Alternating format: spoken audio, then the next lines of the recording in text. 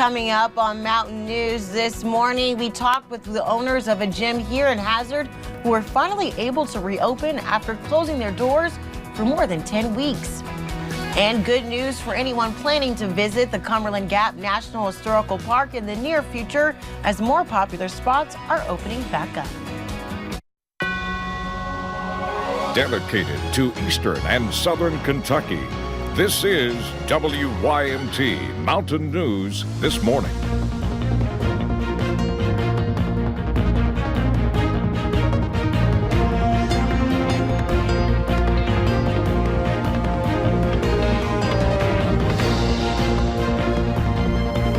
Good morning, I'm Lacey Roberts, and thank you for joining us on Mountain News this morning. Today is Tuesday, June 2nd, as we like to call it around here, Monday 2.0, and it's feeling like that temperature-wise, but it's turning up a notch, and it's going to be pretty humid outside. Let's bring in Brandon Robinson to take a look at that forecast and maybe win some relief, maybe on the way.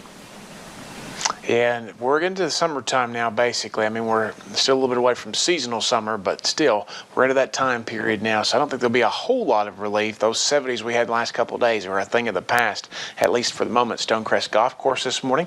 Beautiful scene over in Prestonsburg, where the clouds have started to drift away, and we'll see more of that as we head throughout the morning hours. Temperatures warmer than they have been the last couple of days there. They're in the 50s and 60s this morning.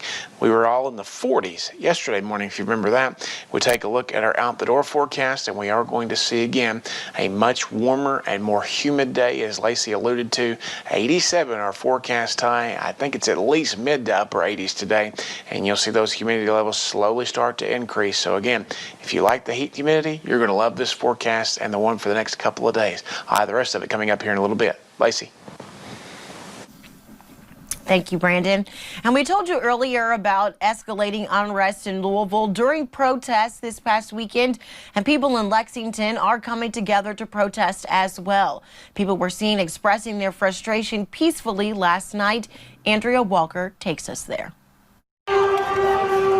There's been no shortage of violence following the deaths of unarmed Black Americans. We stand for the ones who's been knocked down, the ones who can't stand up no more because they don't have a voice anymore. But in stark contrast to scenes like this, the city of Lexington proved that protests can be both powerful and peaceful. We're just here to sit back, to listen, to give people a platform who really genuinely need it. Instead of looking at one another as adversaries, activists and officers started forging the bonds of friendship. In place of chants, cheers rang out over a few lighthearted games of rock, paper, scissors. It's not just my voice that matters. It's all of our voices that matter. Instead of stare downs, the two groups embraced, an act put into perspective by the pandemic. There's a lot of us that want to change, and we're going to do what it takes to get there. Of course, the most precious gifts often come in small packages, or in this case, small gestures.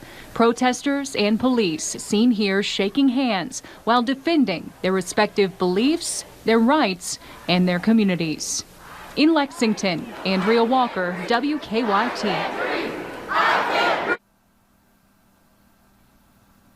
Lexington police say that there were no arrests and no injuries during the protests this past weekend. And we are just weeks away from Kentucky's primary election.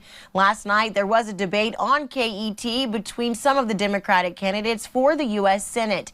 It included retired Lieutenant Colonel Amy McGrath, State Representative Charles Booker, and retired Marine Lieutenant Colonel Mike Brother. All of the candidates were asked about the racial tension throughout the U.S. That's my story. I live that.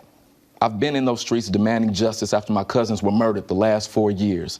This isn't a tweet for me. It isn't aspirational to just say we need to listen and do more. We need results right now. And it means we have to acknowledge the challenges that are levied within our institutions that see someone that looks like me, that doesn't come from a lot, as a deadly weapon before a human being. Anytime a tragic event happens, the first thing we need to do is to have an independent investigation, make sure that we find all the facts, and hold people accountable. And I think it's so important because we need police. We need police in our community, And that relationship between the police and everyday people, there's got to be a trust there. And I could not imagine him facing a crowd and what thoughts and fear would be going through his mind. And the National Guardsmen are no different than that. And most of them have not received training. This is a very, very difficult thing to do. I think I tried to understand what the idea was, that maybe put someone on the street who wasn't a Louisville police officer, but it blew up. And I'll tell you, I still do not understand where the shooting is coming from. Several Democrats and Republicans are on the ballot for U.S. Senate, including incumbent State Majority Leader Mitch McConnell. The primary election is on June 23rd. And because of unrest in Louisville, we did not hear a live update from Governor Andy Beshear on COVID-19 last night. Instead, he sent out a release. Kentucky has now topped 10,000 cases of COVID-19, and that includes 131 new cases on Sunday and another 214 cases Monday. And we learned 8 more people died over the weekend from the virus. According to the numbers released yesterday afternoon, more than 236,000 people have been tested and more than 3,200 have recovered. On Monday, gym owners across the Commonwealth opened their doors for the first time since March 18th. After almost 11 weeks of being closed, yesterday was the day members and employees at East Kentucky Fitness have been waiting for.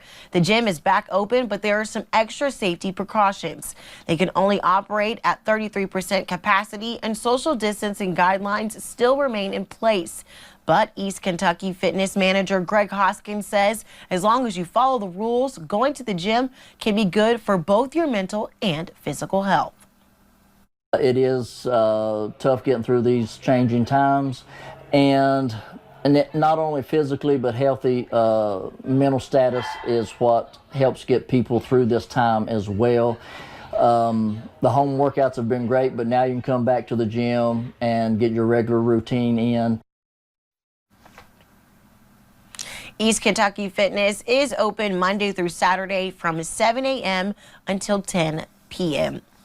And one type of business that is able to open now under the governor's guidelines is theaters. But Hillside Theater in Hazard will not be reopening.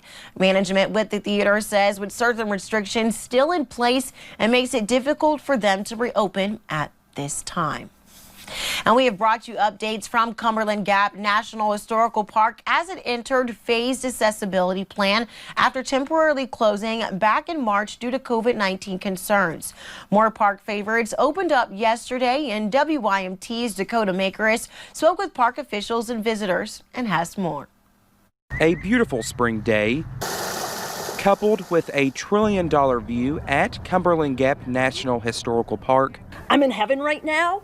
The view is spectacular. We can even see the Smokies in North Carolina today. The Pinnacle Overlook reopened on Friday after being closed for 2 months. Visitors are really happy that accessibility to the park is increasing. So yes, visitors can now come up to the Pinnacle Overlook. For Michigan natives like Bill Brennan, his wife, and their 4-legged friends, Eisenhower and Hazel are wagging their tails. It is their first time coming to the park. We were driving up and it just kept going up and up and up, and now here we are in this opening and you can see forever. So yeah, this is pretty good. Pinnacle Overlook was not the only park to reopen. Restrooms and picnic areas made the list, but picnic shelters are limited to 10 or fewer people until June 29th. Picnic shelter reservations are in high demand during the summer months because of the family reunions. But again, folks are going to have to work with us, again, to keep to that 10 number. Reminding park visitors to practice social distancing for the well-being of others. Safety is so important, and we've stressed it before. Safety of visitors, the park neighbors, and then team members themselves. Hoping this road and others will stay open for visitors to enjoy. In Bell County, Dakota Makeris, WYMT Mountain News. And on June 29th, the group sizes can be 50 or fewer people. The Wilderness Road Campground and Visitor Center will remain closed. Park officials do not have a date of when those will reopen.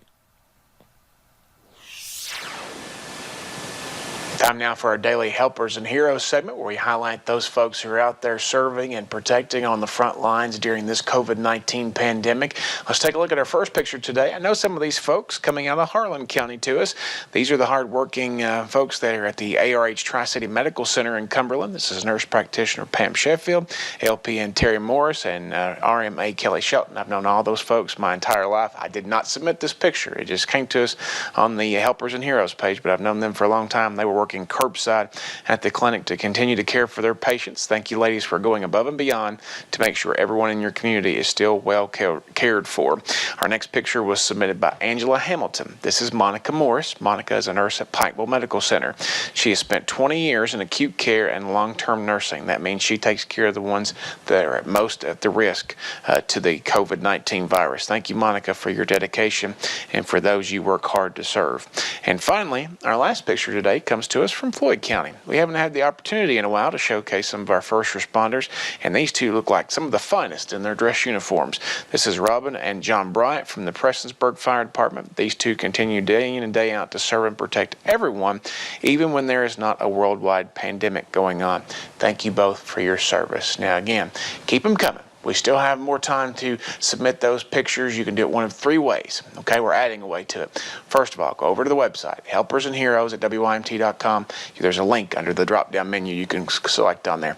Right below the radar on the homepage, there's a button that says Add Media. You've got to see the Helpers and Heroes link there. Or you can send them to me on Facebook, Braden Robinson WYMT.